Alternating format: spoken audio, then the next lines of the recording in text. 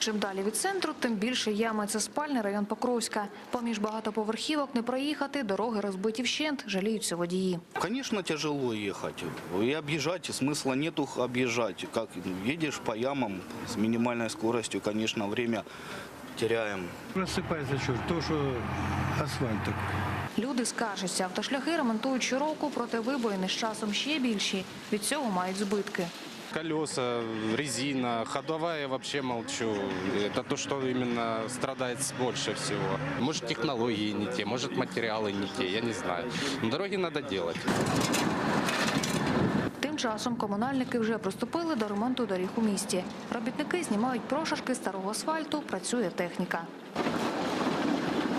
Чиновники запевняють, підрядники дають гарантію на якість виконаних робіт. Якщо автопокриття не простоїть до наступної весни, будуть це переробляти власним коштом. Гарантія підрядника – це 1 рік. Роботи на кінці березня розпочалися.